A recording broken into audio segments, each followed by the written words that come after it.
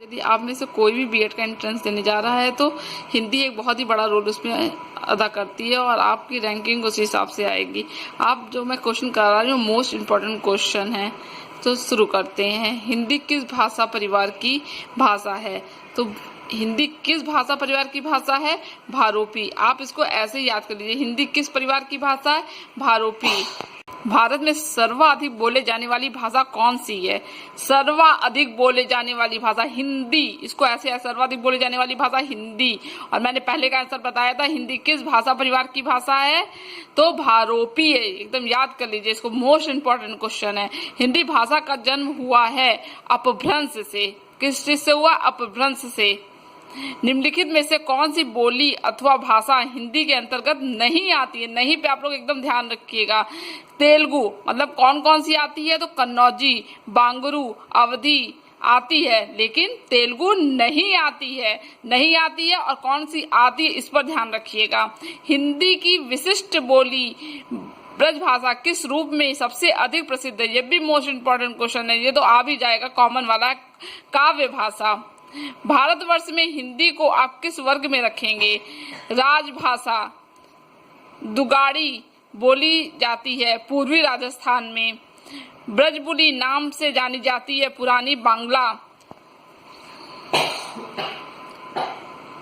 और 11वां क्वेश्चन देखिए, निम्नलिखित में से कौन सी भाषा संस्कृत भाषा की अपभ्रंश है? तो पाली है। इसको भी आप अच्छे से याद कीजिए, आया हुआ है 2003 में क्वेश्चन।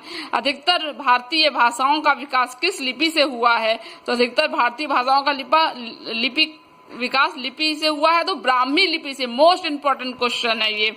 हिंदी भाषा किस लिपि में लिखी जाती है? तो हिंदी भाषा देवनागरी लिपि में लिखी जाती है। वर्तमान हिंदी का प्रचलित रूप है खड़ी बोली। हिंदी भाषा की बोलियों के वर्गीकरण के आधार पर छत्तीसगढ़ी बोली पूर्वी हिंदी है। ये 2004 के बीएड में आया था। हिंदी भाषा की बोलियों के वर्गीकरण के आधार पर छत्तीसगढ़ी बोली है पूर्वी हिंदी। निम्नलिखित में से कौन सी पश्चिमी हिंदी की बोली नहीं है? नहीं पे आप लोग एकदम अच्छे से ध्यान दीजिएगा कि नहीं है, ये चीज नहीं है। तो नहीं है बघेली। मतलब निम्नलिखित में से कौन सी पश्चिमी हिंदी की बोली नहीं है? तो बघेली। और कौन सी है पश्चिमी हिंदी की? तो बुंदेली है, ब्रज है और कन्नौजी है।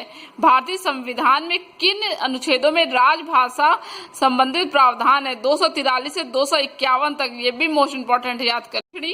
भारत हिंदी प्रचार सभा का मुख्यालय कहाँ पर है? तो दक्षिणी भारत हिंदी प्रचार सभा का मुख्यालय चेन्नई में है। इसको भी याद कर लीजिए आप लोग। हिंदी भाषा के विकास का सही अनुक्रम कौन सा है? तो ये तो बहुत इंपॉर्टेंट क्वेश्चन है। पाली, प्राकृतिक, अपभ्रंश, हिंदी। इसको क्रम वाइज आप याद कर लीजिए। देखिए पहले प्र है, पाली, प्राकृतिक, अपभ्रंश, फिर हिंदी। संविधान के अनुच्छेद 351 में किस विषय का वर्णन है? हिंदी के विकास के निर्देश का। फिर हमारा 21वां क्वेश्चन है, ब्रज भाषा है कैसी? पश्चिमी हिंदी। मगही किस उपभाषा की बोली है? 22वां क्वेश्चन, मगही बिहारी। मगही किस उपभाषा की बोली है? बिहारी।